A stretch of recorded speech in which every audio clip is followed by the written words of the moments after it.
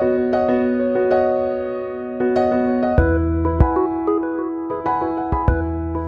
like to welcome you all very warmly to St Francis College, and I know there's a good number of you who know the college very well and others who are here as guests, but you're all very warmly welcome to the college, and it's great we can host this launch of Peter's very first book. And I think Peter's got a lot of enviable gifts. He's not only a great thinker and produced this very interesting PhD book, or book based on his PhD, but he's also a great artist, and it's good to see some of his art on display here. It's got this kind of apophatic feel about it. And I have this terrible fear that next year we're going to find the word apophatic in every student's essay, which will not be a bad thing, I've got to say. I'm especially glad to be able to welcome Associate Professor Neil Pembroke, who is going to actually launch the book. And for those of you who don't know Neil, he's an Associate Professor in the School of Historical and Philosophical Inquiry at the University of Queensland. And he's been there, I think, for about 12 or 14 years, something like that. He teaches in Christian studies with a special interest in pastoral work and counselling, and has 7 books to his name, I think, at last count, and something like 50 or 60 articles. So he comes out of that academic world, but one of the great things that he also has, he's a Uniting Church minister, and I think you served on Bribie Island, which, as we all know, must have been a perfect holiday. But it's very good to welcome you to St Francis College, and personally a delight to have a bit of a link with the studies in religion at the University of Queensland. So very warm welcome to you. Thank you, Jonathan, for those nice words, and for Peter for giving me the honour of launching this book. And it's great to be here with you. It's a great pleasure and an honour to be launching what's a very fine contribution to the theological scholarship on Kierkegaard. Passion for Nothing is a thoroughly original work. Not only is there originality in thought, there's also freshness and innovation in the style of writing. The poetic artistry of Peter's writing shows us his ideas rather than telling them to us. More on that in a moment. I want to begin by making a few comments by way of setting Peter's exciting theological contribution in context, and then I'll move to personal reflections on what I really appreciate about this wonderful book. Theologians and other scholars who have wrestled with the intriguing, unconventional and elusive thought of Søren Kierkegaard have puzzled over its theological status. On the one side, there's been robust theological readings by neo-orthodox and post-liberal theologians. On the other side, we've seen strongly anti-theological readings by post-structuralist and deconstructionist thinkers. The authorship itself was situated within the milieu of the theology of speculative idealism. While it's certainly not been a major theme in the work of interpreters of Kierkegaard, there have been those who have similarly made a connection with the apophatic tradition. For those theologians like myself, who began their career in science and/or engineering, the move to embrace apophaticism is a slow one, and some never quite make it there.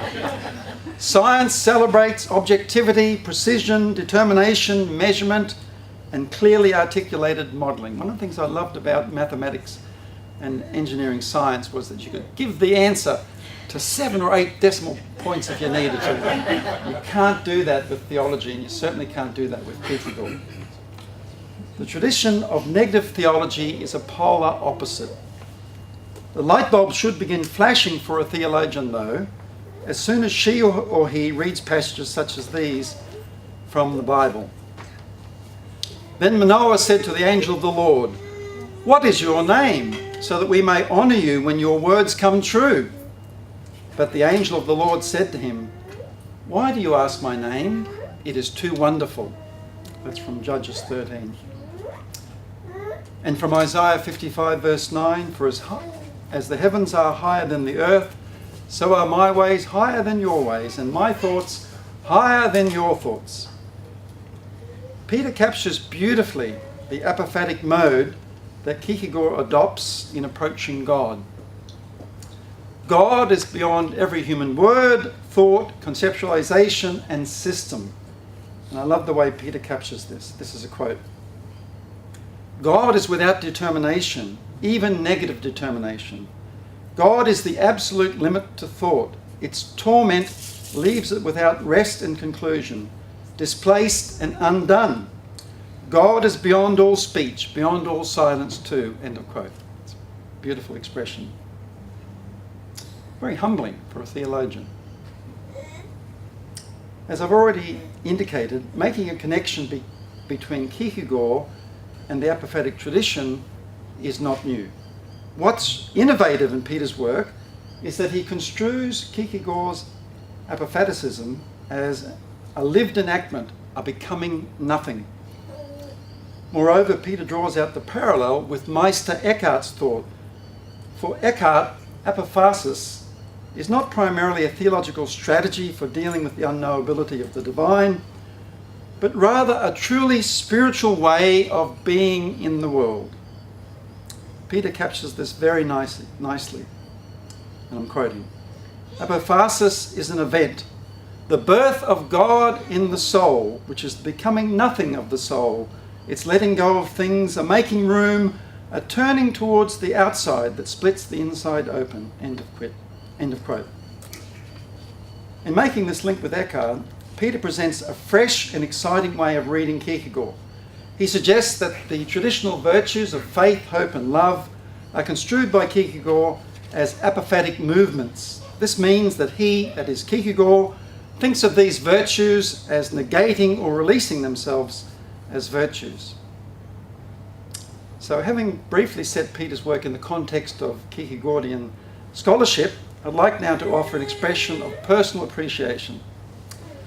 A saying that popped into my head as I was reading Passion for Nothing is this: it takes one to know one. We learnt that in the schoolyard, didn't we? Hey mate, you're a blankety blank. As we all remember, blankety blank was never a compliment. The inevitable response was, yeah, well, it takes one to know one. So I thought of that expression in thinking about Peter and Kierkegaard. Obviously, I'm not referring to a comeback to a personal attack. I mean to suggest that Peter has a similar sensibility and talent to Kierkegaard. Peter is an artist theologian, and he's got a wondrous talent with brush and canvas, but I'm thinking more of the fact that he constructs his theology artistically and poetically.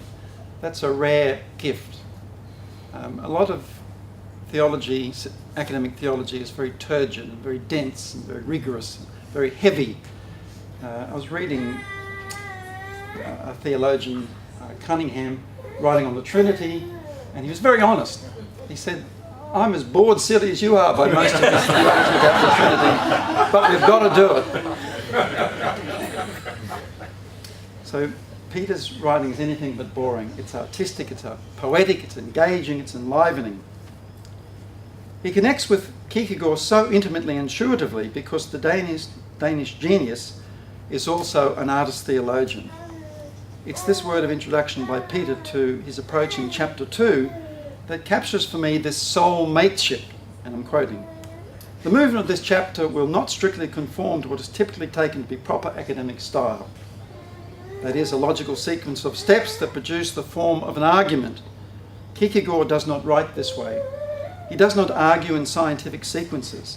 He lures and disrupts by performing otherwise in artistic sequences. End of quote. Peter makes this comment about Kierkegaard's method of indirection.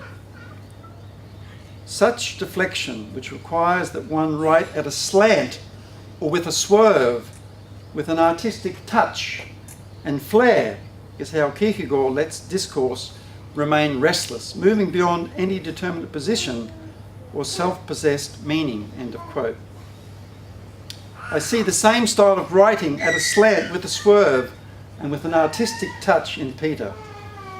But Peter is, after all, the working academic, gets paid for his job here. So he does want to say something, and he does this with real clarity in the book. I was never left with any doubt about the central propositions that Peter presents in his book. So it's artistic, but it's also very clear what he's trying to do. And it was easy for me to follow the flow of the argument, even as it's very poetic and artistic. Earlier I introduced a saying that I grew up with. I'd like to throw another one into the mix. Too clever by half. So my dad was a very intelligent man, but he grew up in the country and was very suspicious of universities, so he was self-educated. And he always thought that particularly people in the humanities were too clever by half. So he's now left us, but I think he was kind of proud of what I did despite all of that. But a number of Danish and other theologians writing at the time thought that about Kierkegaard's writing, too clever by half, replete as it is with paradox, polyphony and irony. They dismissed his work as lacking substance and seriousness. So it wasn't sort of turgid, rigid, scholarly work. It was too artistic and poetic. And quite a few contemporary theologians think similarly.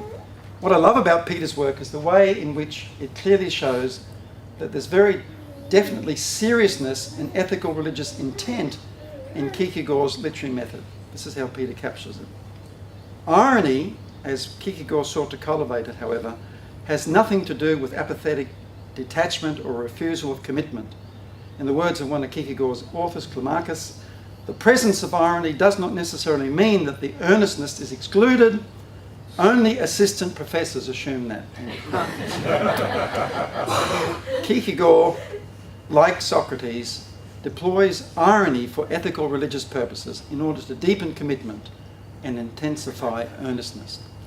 So as we would all probably know, Kierkegaard's big problem was the cosy Christendom, where people thought they were serious Christians but were really living on the surface, and he wanted to challenge them to inwardness, to subjectivity, to think for themselves and to be more serious about their Christianity. So I've got one more saying for you. The saying is, quantitative weight does not decide on qualitative importance. I didn't get that from the schoolyard. It came from Peter's book. He's referring to the fact that it is only in a handful of places that Kierkegaard directly addresses the question of who God is. But what Kierkegaard does say is profoundly significant for understanding the nature of God and God's way of being with God's creation. Here I find Peter's articulation of an apophasis of a divine intentionality particularly insightful. This is how he puts it. Kierkegaard is explicit that in relation to creation, God has no intentions, no determinate plan, no why, only an infinite attention, intimacy, longing and joy. God is nothing but an absolute width, the width of love without why. End of quote. Peter captures perfectly what Kierkegaard saw, and I would also line him up here with dialogical philosophers such as Martin Buber and Gabriel Marcel. Presence is the truth of genuine meeting. Being truly present to another is the truth of any genuine meeting. An I meeting a thou. The essence of the divine-human relation is presence, relating through love without a why, without any intention, just being with in love. Well, there's so much more that I could say about Peter's remarkable reading of Søren Kierkegaard. I've got to stop somewhere. Let me offer my warmest congratulations, Peter. And I declare Passion for Nothing officially launched.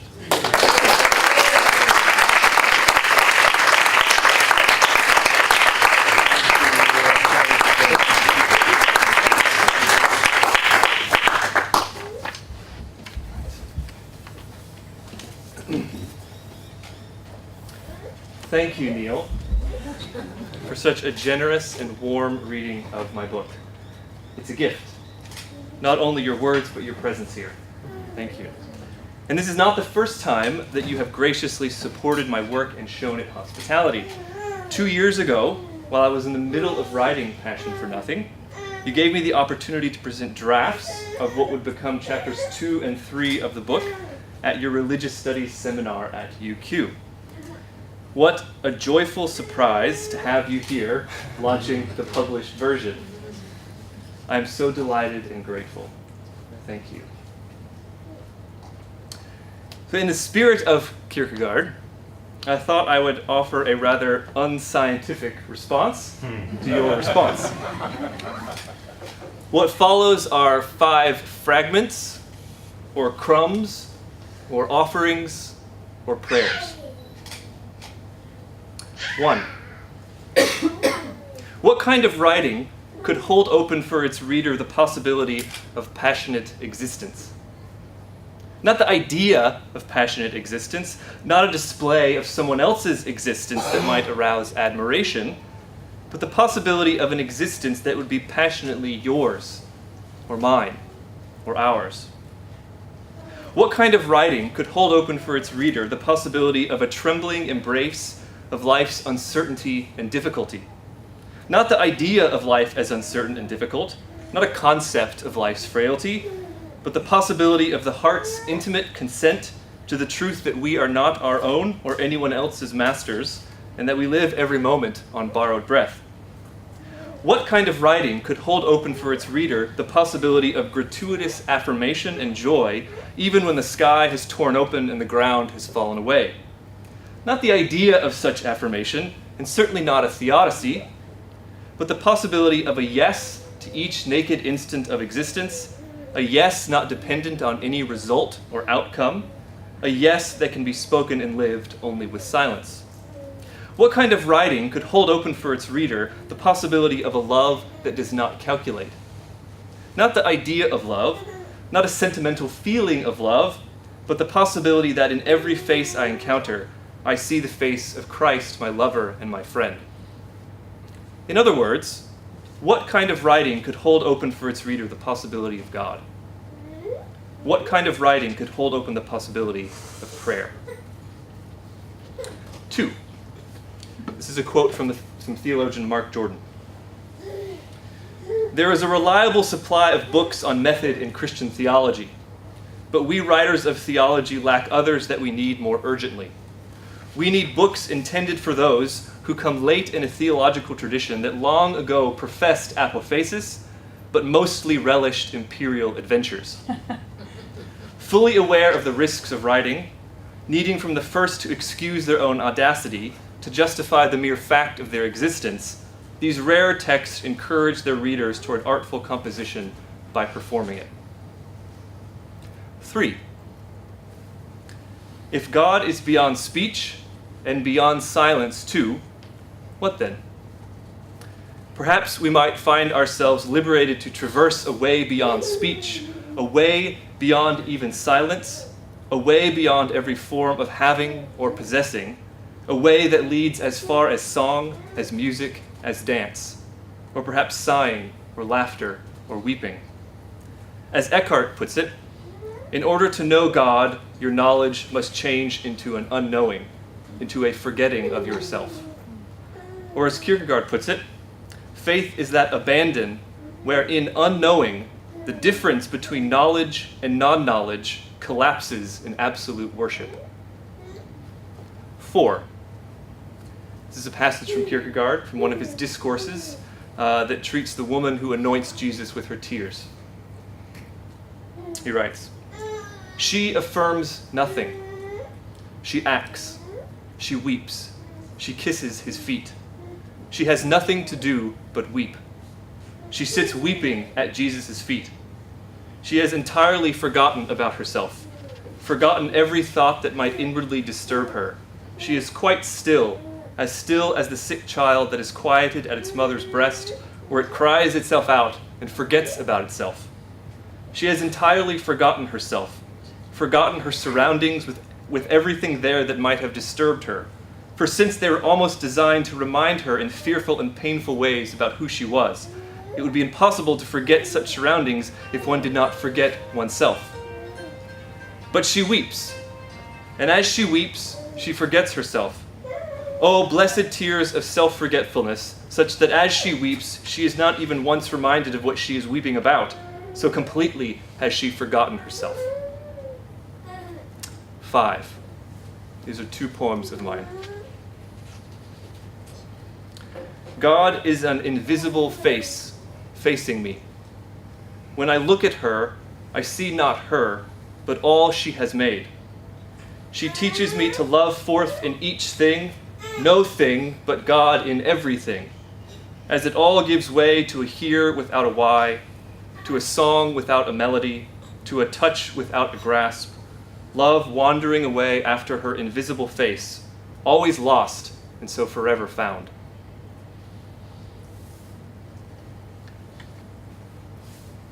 The moment of your giving, dark one, is the moment of my living, passing always unseen, unheard, like leaves falling at midnight. I taste, I kiss the hot earth, but never you. Time, your hide-and-seek game, the flight of your smile, my desire. Thank you for coming. To each of you for being here. It's a wonderful celebration, and I'm grateful to each of you. If you'd like to buy the book, you can sign up on the table over there. For $60, you get a hard copy and a PDF. And if you sign up, I'll just send you an invoice, and then I'll distribute them once they arrive. But otherwise, enjoy yourselves, have some wine, have some food, and thank you.